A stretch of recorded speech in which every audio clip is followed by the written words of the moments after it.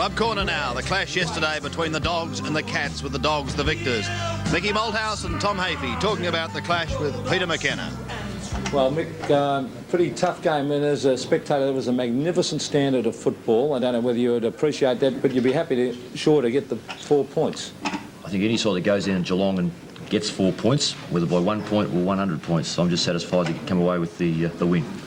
The start of that third quarter, Tom, you really did dominate that game for 8 or 9 minutes, and yet you just didn't put the goals on the board. Why is it, and why does Ablett miss so many? Is he firing from too far out, or what? Well, that's probably half the problem, but I did think he missed a couple of relatively easy shots. He's usually he can kick straight, but he does kick a lot of points, there's no doubt about that. But I think, as you said, that third quarter, we just handled the ball so much for so little, handball him when we didn't have to, and bad kick, under pressure, of course, in a lot of cases, but we just had so much use of the ball, we should have been a goal or two in front of three-quarter time. You must have been delighted the way that Neil Cordy, even though he had a couple of goals kicked on him, Mick, you know, you threw the challenge to him onto Ablett. He did pretty well for a while there, didn't he? Well, Neil played on him in the first round, and I thought did quite well.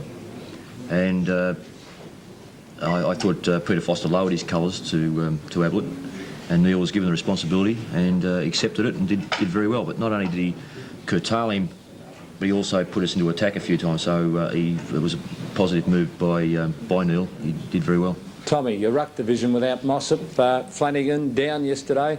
You must have been pleased with the efforts of Burke. Well, Damien's first game for the year, and I thought that he took the challenge right up to Andrew Purser, and I think we did a lot better from the centre bounce when Damien did go in there.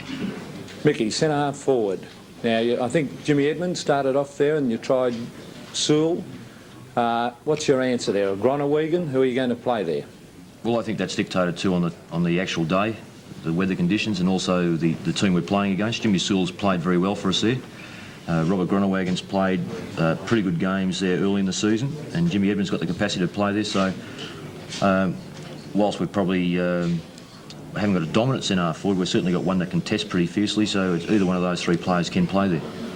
Tommy, I thought you fell down badly in the goal square. You're missing Mark Jackson and young Allardyce. Well, I've been giving him big raps yesterday, down a little bit. Yeah, and I think they've been warranted, Peter. I think that he's going to be a player of the future, but he just didn't hold his marks yesterday.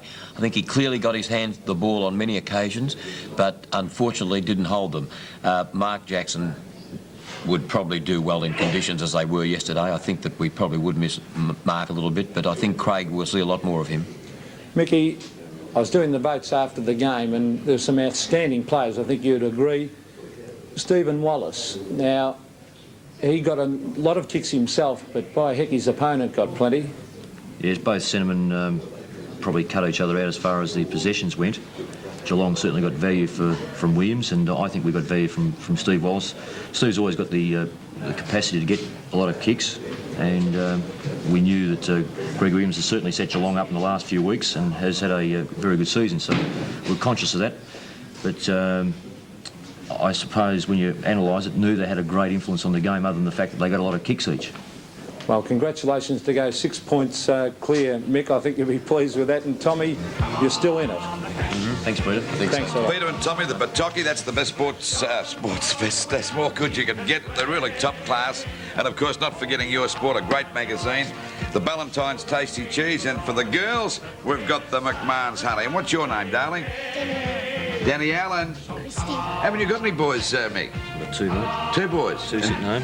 2 boys and 2 girls? Yeah. They're pretty. I love your earrings, darling. Turn around to the cameras and let the people see your earrings at home. How about that? They real emeralds? Ooh, you must have some money, Mick. Right, thank you, gentlemen. The Canberra Club Award. Ablett, Bewes and Williams getting the votes for Geelong. Wallace, Hawkins and Royal for Footscray. Whilst in the progressive for the two sides, we find Williams just leading from Ablett and Bruns at Geelong, while Steve Wallace, a 4-point